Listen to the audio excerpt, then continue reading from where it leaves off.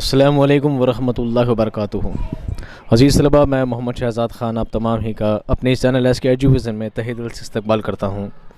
आप तमाम ही का खैर मकदम करता हूँ। उम्मीद करता हूँ आप तमाम ही खैर आफ़ियत से होंगे और खुश खुर्रम ज़िंदगी गुजार रहे होंगे।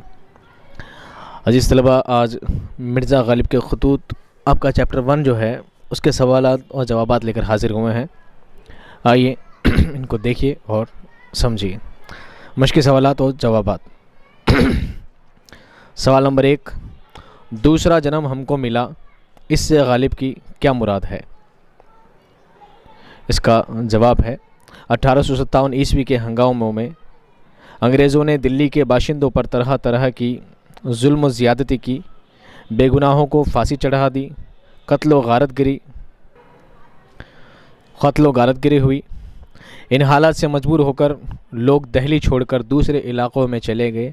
गालिब इन हंगामों से महफूज रहे। अपने ज़िंदा बच रहने को वो दूसरा जन्म कहते हैं।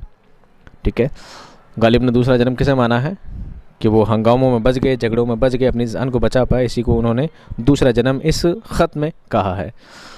बाकी बातें आपको डिटेल में जानने के लिए आपको सबक का वीडियो देखना होगा, वहीं पर आपको सारी बातें डिटेल में तफसीर के साथ समझाई गई हैं।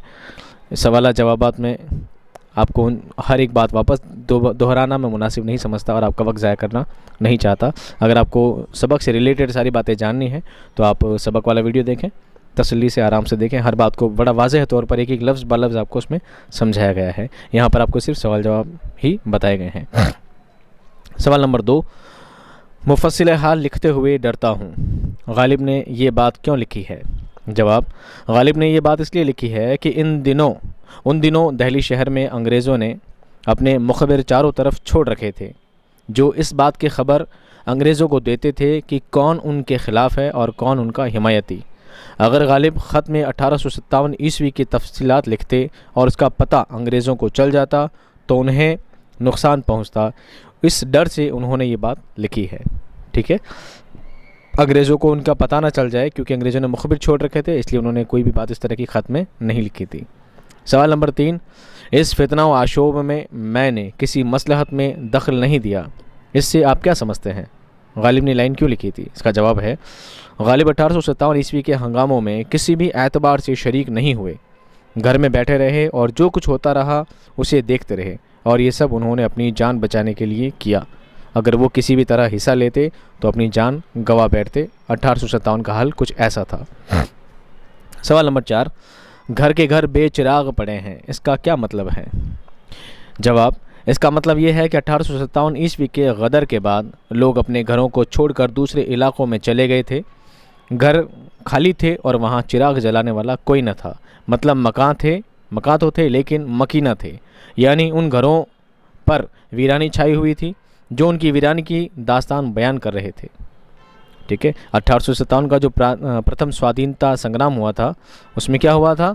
उसमें हालात कुछ ऐसे थे कि संग्राम के बाद, उस गदर के बाद, उस युद्ध के बाद, अंग्रेज़ों की उस गदर के बाद, झगड़े के बाद, उस फसाद के बाद लोग अपने घर बार छोड़ के दिल्ली छोड़कर चले गए थे, तो पूरा शहर सूना हो गया था। घर के घर क्या हो गए थे? सूने हो गए थे।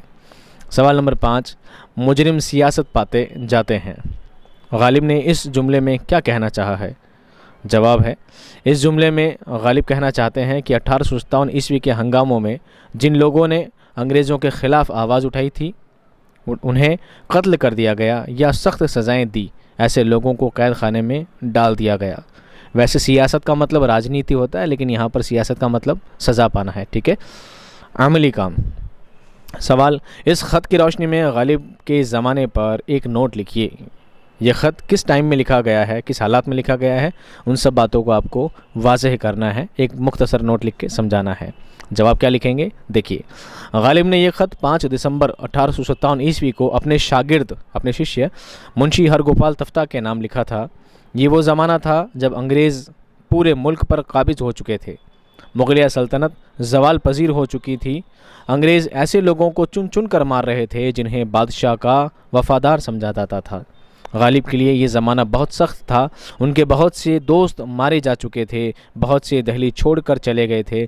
उस ज़माने में मुसलमानों पर ख़ास तौर पर जुल्म व सितम ढाए जाते थे, उन्हें सख्त सज़ाएं दी जाती थी। गालिब ने लिखा है कि वल्लाह ढूंढने को मुसलमान उस शहर में नहीं मिलता, क्या अमीर, क्या गरीब, क्या अहले हरफा। गालिब दिल्ली के इस हिस्से में रहते थे जहाँ दीवार बा दीवार हकीमों के घर थे, और ये राजा नरेंद्र सिंह बहादुर वाली पटियाला के मुलाजिम थे, और शहर की इस्लाह करना उनका काम था।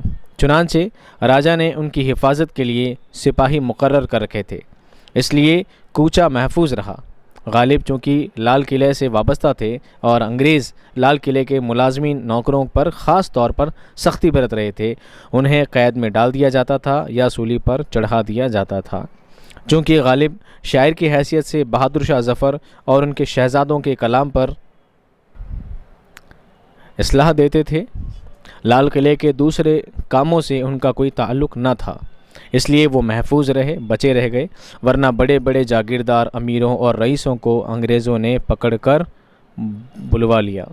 ये वो ज़माना था जब अंग्रेज़ों ने पूरे दिल्ली शहर में चारों तरफ मुखबिर छोड़ रखे थे, जो उन्हें यह ख़बर देते थे कि कौन उनका हिमायती है और कौन मुखालिफ। इसलिए गालिब इस पूरे मामले से दूर ही रहे, लेकिन अपने दोस्तों को दिल्ली आने से मना किया था कि कहीं वो किसी परेशानी में मुब्तला न हो जाए।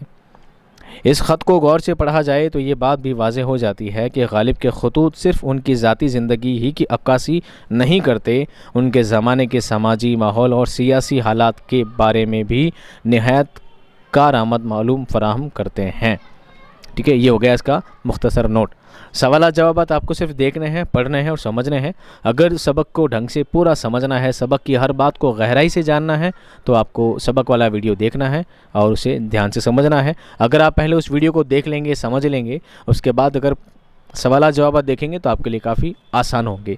अगर डायरेक्ट आपने सवाल जवाब देखे तो आपके लिए काफ़ी मुश्किलात खड़ी हो सकती है और काफ़ी चीज़ें आपके लिए भारी लग सकती हैं, आपकी समझ से परे हो सकती है। तो बेहतर है एक बार पहले आप क्या करें, वीडियो देख लें सबक वाला, पहले आप सबक को समझें कि सबक में गालिब क्या कहना चाहते हैं। मैंने हर एक बात को बहुत अच्छी तरह से वाज़ेह किया है, समझाया आपको।